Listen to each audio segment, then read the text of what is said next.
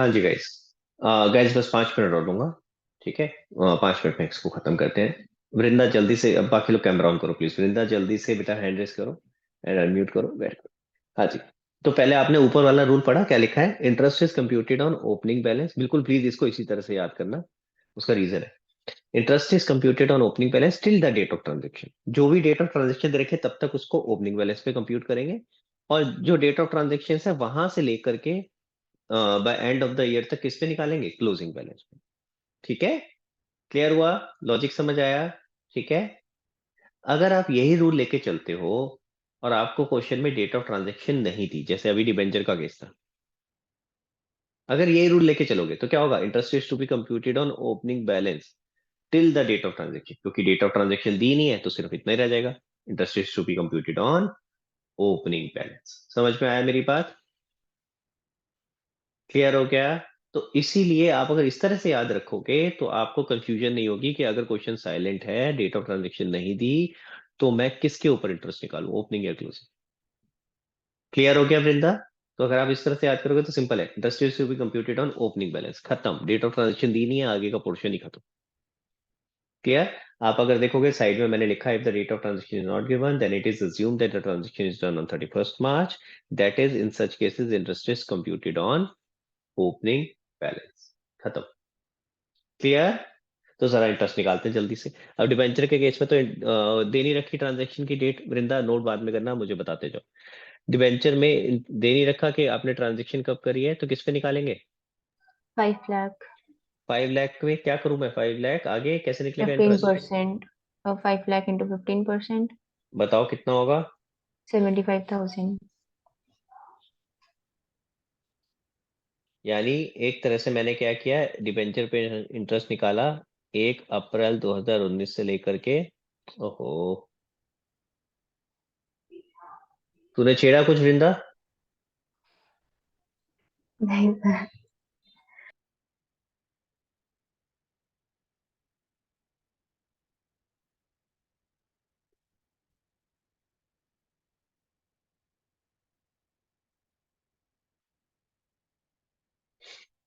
हाँ जी, 1 अप्रैल 2019 से लेकर के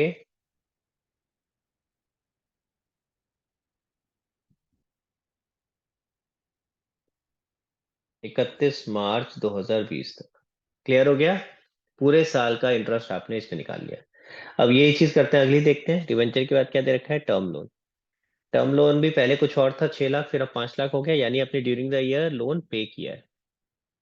क्वेश्चन में चेक करो, नीचे दे रखा है कब पे किया है। यस सर, 30th जून को। तो यानी हमारा यहाँ पे दो पार्ट्स में डिवाइड हो जाएगा। देखो कैसे डिवाइड किया हमने। 1 अप्रैल से लेके 30 जून तक अलग अमाउंट पे निकलेगा, और 1 जुलाई से लेकर के 31 मार्च तक अलग अकाउंट पे निकलेगा। 1 अप्रैल से लेके 30 जून तक किस अमाउंट पे निकलेगा? 6 lakhs पे। जो ओपनिंग है। ठीक है, तो till the date of transaction opening पे निकलेगा, तो 6 लैक्स के ऊपर मल्टीप्लाइड बाय कितना परसेंटेज है? 10%। 10%। तो इंटू 10%, इंटू कितने महीने हो गए? 3 months। अप्रैल मई जून, 3 महीने। निकालो बेटा कितना आ गया ये। सर 15,000। ओके, दूसरा करते हैं। दूसरा क्या दे रखा है? 5 लाख। क्लोजिंग कितना है? 5 लाख। तो ये 5 लाख पे निकलेगा 10%। कितने महीने होंगे? अगर 3 महीने ऊपर है तो ऑब्वियसली ऑटोमेटिकली 9 महीने नीचे होंगे। Yes sir. बाकी बचे हुए महीने कितने हो गए? 9। तो यहाँ कितने महीने, कितना परसेंटेज, सॉरी कितना अमाउंट आ जाएगा? 37,500। तो अगर कोई आपसे पूछे टोटल इंटरेस्ट पेड कितना है, तो आप बता सकते हो, इन तीनों को ऐड कर दो। ये तीनों वैल्यूज ऐड हो जाएंगी, 75,000, 15,000 एंड 37,500। Yes sir. बोलो। 127,500। 1,27,500, this is your interest paid.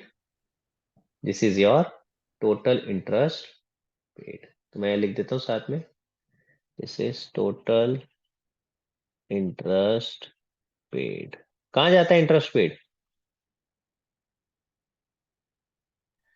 Financing activities outflow में। फाइनेंसिंग में माइनस, और दो इफेक्ट होते हैं इसके, दूसरा कहाँ जाएगा?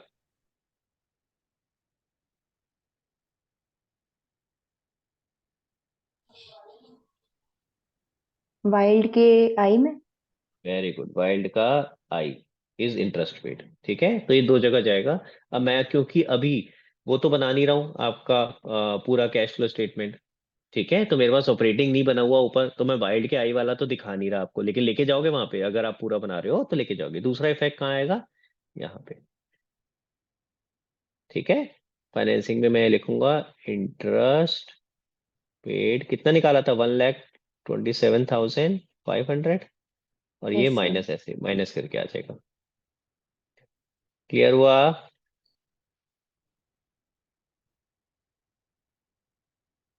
समझ में आया? ठीक है, this is the implied adjustment which we are doing. फिर से बता रहा हूँ, ये दो जगह जाएगा। दूसरा कहाँ जाएगा? वाइल्ड के आई में, क्योंकि मैंने बनाया नहीं है पूरा कैश फ्लो स्टेटमेंट यहाँ पे, इसलिए मैंने आपको वो नहीं दिखाया लिख के, लेकिन ये वहां भी जाएगा। ठीक है, ओके। अब बात करते हैं आगे, जो रह गए दो चीजें, इन्वेस्टमेंट और लोन एंड एडवांसेस। ठीक है, इन्वेस्टमेंट आपको दे रखी है 5 लाख की, 6 लाख हो गई। ड्यूरिंग द ईयर कब ट्रांजेक्शन हुई है बताया है क्या? Yes sir. नीचे दे रखा है 30 सितंबर 2019 को। तो 1 अप्रैल से 30 सितंबर तक किस पे इंटरेस्ट निकलेगा?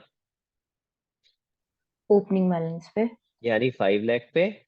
तो ये देखो, 1 अप्रैल से 30 सितंबर तक आप निकालोगे 5 लैक्स के ऊपर, कितना परसेंट था? 15%।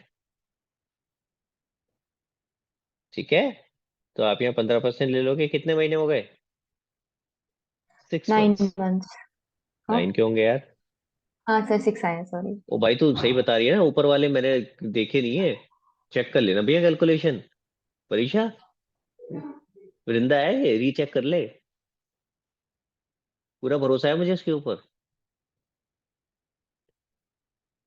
हाँ वृंदा, कितना होगा इसका? सर इसका आ रहा है 37,500।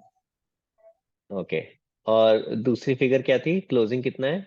Closing is 6 lakhs. तो 6 लाख के ऊपर 15%, अगेन जो बाकी बचे हुए महीने, कितने महीने बचे? 6 महीने, सॉरी, इंटू आएगा, इंटू 6/12, कितना हो जाएगा बेटा? 45,000। ठीक है, अब बात करते हैं लोन एंड एडवांस की। लोन एंड एडवांस में कोई ट्रांजेक्शन की डेट दी है? Answer is no. तो किस पे निकलेगा ये? Opening balance. यानी 6 लैक्स पे कितना? 10%। ठीक है, तो 6 लैक्स का 10% इज 60,000। सेम चीज यहाँ करेंगे। टोटल इंटरेस्ट देख लेते हैं कितना रिसीव हुआ है। सर 142,500। ये कहाँ जाएगा आपका? हमने किस किस एक को तो ऐड किया? 1, 2 और 3।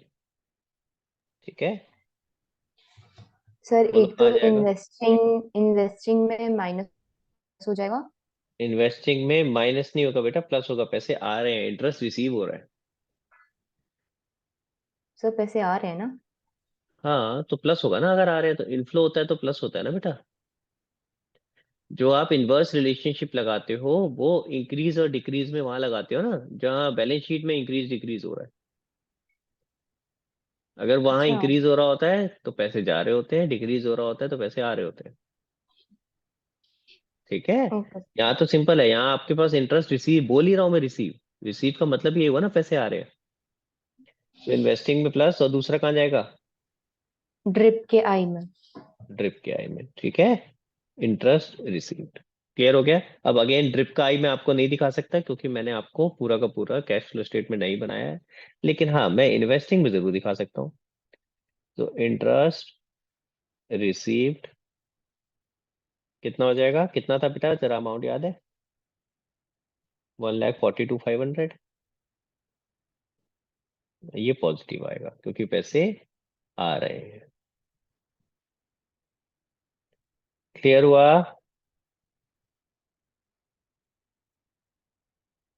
हाँ जी, समझ में आया। इम्प्लाइड एडजस्टमेंट क्या है? यस अब सर। क्वेश्चन में इतनी सारी नहीं आएंगी कि इतनी सारी चीजें आ गई, 12% इसका, 15 उसका, 10 उसका, 15 इतना सब नहीं आएगा। मैंने तो आपको ये सारे सिनेरियो अलग अलग करके दिखाने थे, इसलिए मैंने इतने सारे एग्जांपल एक ही क्वेश्चन में डाल दिए। वरना कुछ एक आधा आ जाएगा, हो सकता है इन्वेस्टमेंट के साथ आ जाए, हो सकता है डिवेंचर के साथ हो सकता है टर्म लोन के साथ आ जाए, जिसके साथ भी परसेंटेज लिखा है, बस ये याद रखना कि आपको ये इम्प्लॉइड एडजस्टमेंट करनी है। और उसका सिंपल तरीका याद क्या करना है कि interest is to be calculated on the opening balance till the date of transaction and from the date of transaction to the 31st March on the closing balance। ठीक है, समझ में आया? और अगर क्वेश्चन साइलेंट है तो सिर्फ ओपनिंग बैलेंस में निकलेगा, काम खत्म। अब एक चीज मैंने छुड़वाई थी, वो क्या थी? Preference share. प्रेफरेंस शेयर के आगे 12% लिखा था, मैंने कहा था इसको छोड़ दो, बाद में डिस्कस करता हूँ। क्यों कहा था? क्योंकि आपको इंटरेस्ट तो देना ही होता है, debenture, term loan, investment loan, advance, सब पे देना ही है, मजबूरी है। लेकिन प्रेफरेंस शेयर होल्डर्स को डिविडेंड देना जरूरी नहीं है।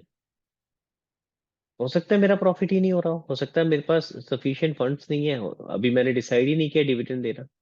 अगर डिविडेंड दूंगा तो 12% दूंगा, ये क्लियर है। लेकिन डिविडेंड दिया है या नहीं दिया, ये तो पक्का नहीं है ना। समझ आ रहा है मेरी बात? सबको क्लियर हो रही है? प्लीज अपना कैमरा ऑन करो बेटा। तनीषा, आरम,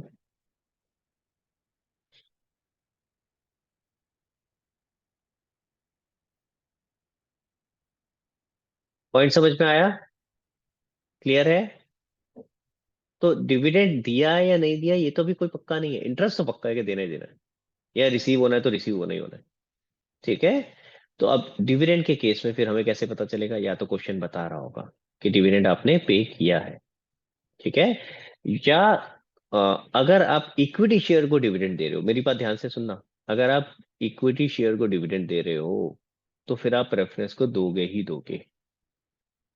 अगर आप इक्विटी शेयर्स को डिविडेंड दे रहे हो तो फिर प्रेफरेंस शेयर्स को दोगे ही दोगे। तो इसका मतलब अगर क्वेश्चन बोलता है dividend is paid on equity shares, तो फिर आप 12% कैलकुलेट करोगे प्रेफरेंस शेयर्स।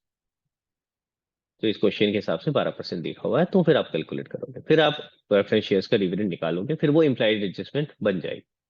तो प्रेफरेंस शेयर्स के आगे जो परसेंटेज है वो तब तक इम्प्लाइड एडजस्टमेंट नहीं है जब तक क्वेश्चन में ये नहीं बोला कि आपने इक्विटी शेयर होल्डर्स को डिविडेंड दिया है। ठीक है। So this will only become, लिख लो ये पॉइंट लिख लो, this will only become an implied adjustment if the dividend is given on equity shares. Preference shareholders are not to be paid dividend unless it is mentioned in the question, or it is mentioned in the question that dividend is paid on the equity shares। ठीक है। तो अगर question में लिखा है कि equity shares को dividend दे रहे हो तो आपको प्रेफरेंस को भी देना है, then it becomes an implied adjustment. अब क्वेश्चन में सिर्फ इतना लिखा है, सुनना मेरी बात, क्वेश्चन में लिखा है डिविडेंड पेड ₹1 लाख। तो हमें कैसे पता चल रहा है ये इक्विटी का या प्रेफरेंस का है? तो ये ना इक्विटी का ना प्रेफरेंस का, ये दोनों का है। अगर क्वेश्चन सिर्फ डिविडेंड पेड बोल रहा है तो फिर हमें एडजस्टमेंट करने की जरूरत नहीं है। समझ आ रही है मेरी बात? अगर क्वेश्चन सिर्फ डिविडेंड बोल रहा है, डिविडेंड पेड, तो इसका मतलब इसके अंदर दोनों का डिविडेंड इंक्लूडेड है, इक्विटी का भी और प्रेफरेंस का भी। तो हमें उस केस में कोई एडजस्टमेंट करने की जरूरत नहीं। लेकिन क्वेश्चन अगर कहता है dividend paid on equity shares, तो फिर वो इक्विटी का बता रखा, प्रेफरेंस का फिर 12% आपको खुद निकालना पड़ेगा। समझ आई मेरी बात? ठीक है। अगर अभी नहीं भी आया तो कोई दिक्कत नहीं, इतना टेंशन नहीं लेना इस चीज को लेकर के। जैसे जैसे क्वेश्चन में आगे बढ़ेंगे तब हम इसको दोबारा डिस्कस करेंगे और फिर करके देखेंगे। करेंगे तो और अच्छे से क्लियर होगा। फिलहाल इतना याद रखना कि हिडन एडजस्टमेंट में प्रेफरेंस शेयर कैपिटल वाला स्ट्रेट फॉरवर्ड ऐसा नहीं होता कि आपको देना ही देना है। बाकी सबका इंटरेस्ट होता है, वो तो पे करना होता है, लेकिन प्रेफरेंस शेयर्स के आगे अगर कुछ है तो उसके लिए पहले चेक करना पड़ेगा कि हिडन एडजस्टमेंट ट्रिगर हो रही है या नहीं हो रही है। ठीक है। चलो तो आज क्लास यही खत्म करेंगे, जल्दी से एक बार फोटो खींच लेते हैं, मैं एक बार जल्दी से आपको दिखा देता हूँ and then will close today's class. तो ये आपका पहला केस हो गया फिक्स्ड एसेट का।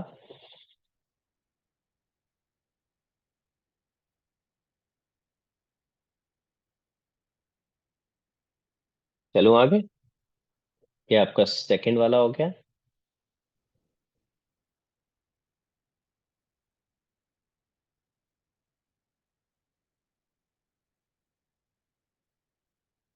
देन ये आपका सेकंड सिनेरियो का पहला केस।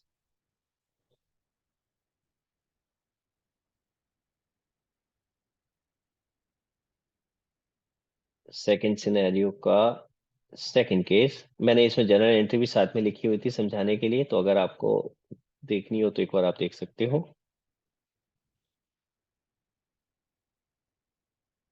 ठीक है, चलें आगे। देन उसके बाद आपका ये हिडन एडजस्टमेंट आ गया। आई डोंट नो ये पूरा एक में आ जाएगा, थोड़ा ये वाला यहाँ तक ले लो। इंटरेस्ट रिसीव मैं दोबारा आपको दे देता हूँ। ठीक है, इतना पोर्शन ले लो, इंटरेस्ट रिसीव का मैं नीचे दोबारा से कर देता हूँ। ठीक है, and this is your interest receive.